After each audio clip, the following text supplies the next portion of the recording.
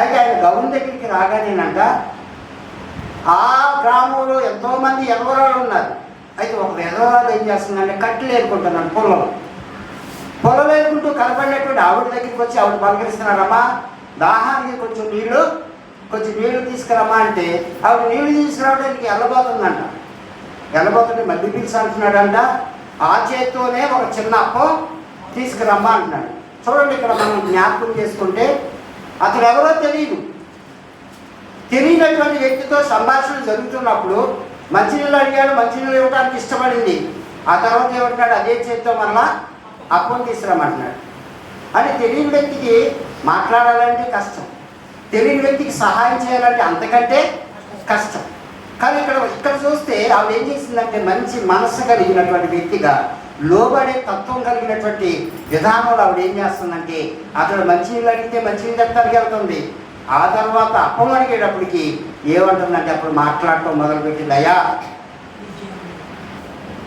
యెహోవా జీవము తోడు, నీ జీవము తోడు, తొట్టిలో పచ్చడి పిండి గుడ్డులోకి వచ్చి నూనె తప్ప నా దగ్గర ఏమీ లేదు. భూమి మీద దేవుడు వర్షం పంపించగా చాలా అయిపోయింది కనుక ఆహారం లేదు, పంటలు లేక ఈ ప్రాంత ప్రజలందరూ కూడా ఇబ్బంది పడుతున్నాం, అందరం కూడా కరువుతో అల్లాడిపోతున్నాం. ఈరోజు రేపో అనేటువంటి పరిస్థితుల్లో అందరం కూడా కొట్టుమిట్లాడుతున్నాం ఆహారం లేక. కనుక కొంచెం ఉన్నదాంతో నేను నా కుమారుడు రొట్టెని కాల్చుకొని తినడానికి నీ కట్టెల కోసం వచ్చాను. కనుక నువ్వేదో అడిగేవాళ్ళు మంచినీళ్ళు తీసుకొచ్చిద్దామంటే నువ్వేమంటున్నావు, అప్పాన్ని తీసుకురామంటున్నావు. అప్పు నా దగ్గర లేదు. యెహోవా, నువ్వు కలిగిన యెహోవా జీవంతోడు, నీ జీవంతోడని ఆవిడ ఏం చేసిందంటే ఉన్నది ఉన్నట్టుగా చెప్పింది. అప్పుడు ఆయన అంటున్నాడు, నువ్వు ఉన్నట్టుగా చెప్పేవేమో, అయితే తొట్టిలో పచ్చడి పిండి గుడ్డలోకి వచ్చి నూనె ఉందంటున్నావు చూసావా, దాంతోనే నువ్వు కాల్చుకుంటానన్నటువంటి అప్పాల్లో మొదటి చిన్న అప్పం తీసుకొచ్చి నాకు ఇమ్మంటున్నాడు. మాకేం లేదు అంటే నీకేమంటున్నావు ఏంటని ఉంటుందా ఉండదండి. అయితే ఇక్కడ ఉన్నటువంటి మనము నీకు లేకోకుండా ఇతరులకు కూడా చేసేటువంటి విధానంలో మనం ఉండగలమా అంటే మనకున్న తర్వాతే ఎదటి వ్యక్తికి ఏమన్నా కొంచెం చేయగలిగినటువంటి మనస్తత్వం కలిగిన వారిగా ఉంటాం. అక్కడ మాట్లాడేటువంటి మాట అతను ఎవరో కూడా ఆవిడికి తెలియదు. కానీ ఏం చేస్తుందంటే లోబడే తత్వం, మాట వినే తత్వం, మాటకు లోబడే తత్వం, మాటను తీసుకుని తను చేయాలనుకుంటున్నటువంటి పనిని చేసేటువంటి విధానం ఆ వ్యక్తిలో కనబడుతుంది. ఇక్కడ ఆ వ్యక్తిలో ఉన్నటువంటి గుణాల్లో మనం కొన్ని నేర్చుకోవచ్చు.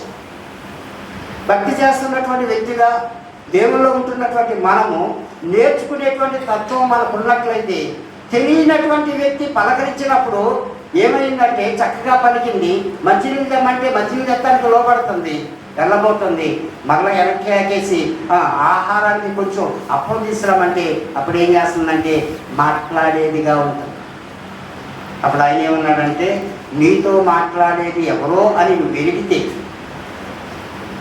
మరలా భూమి మీదకి దేవుడు వర్షం పంపించే వరకు కూడా నీవు నీ ఇంటి వారు అనేక దినాలు ఏమవుతారంట, ఆహారం తినుచు వస్తారు అని చెప్పేసి ఏమని మాట్లాడుతున్నాడంటే ఈ మాట మాట్లాడుతూ ఏమనంటే సైన్యములకు అధిపతియకు యెహోవా సెలవిచ్చుచున్నాడు. నీతో మాట్లాడేది నేను కాదు, నువ్వు ఇచ్చేది నాకు కాదు, నువ్వు ఇచ్చేది ఎవరికంటే సైన్యములకు అధిపతియకు యెహోవాకు నువ్వు ఇచ్చినప్పుడు దేవుడు ఏం చేస్తాడంటే అనేక దినాలు నీ ఇంట ఆహారం ఉన్నట్లుగా చేస్తాడని ఆ మాట చెప్పేటప్పటికి ఆవిడ ఏం చేసిందంటే మారు మాట మాట్లాడుకోకుండా లోబడి ఇంటికి వెళ్ళి మొదటి అప్పు తీసుకొచ్చి ఏం చేసిందట దైవజనుడైనటువంటి ఏలియాకి ఇచ్చింది. దైవజనుడైనటువంటి ఏలియాని కూడా ఆమెకే తెలియదు. కానీ ఆవిడలో ఉన్నటువంటి తత్వం ఏంటంటే లోబడేటువంటి తత్వం, మాట వినేటువంటి తత్వం. ఆ తత్వం ఏం చేస్తుందంటే తన ఆశీర్వాదం పొందుకోవడానికి కారణం అనేటువంటి రీతిగా మనకు అక్కడ దేవుని వాక్యంలో చదువుతుంటే మనకు అర్థమవుతుంది. ఆవిడ తీసుకొచ్చి ఏం చేసిందంటే దేవుని బిడ్డలకి ప్రేమించి ఇచ్చిన దాన్ని బట్టి ఏమైందంటే అనేకుడు దేవుడు భూమి మీదకి వర్షం పంపించే వరకు కూడా అనేక దినాలు వారు ఆహారం తినడానికి ఈ తొట్టులో ఉన్న పిండి అయిపోలేదంట, గుడ్డులో ఉన్నటువంటి నూనె కూడా అయిపోలేదు. ఒకసారి మా పాస్టర్ గారు మీరు స్థానికంగా ఆత్మీయంగా నడిపించబడుతున్నటువంటి దేవుని బిడ్డలైనటువంటి వారు ఏలూరులో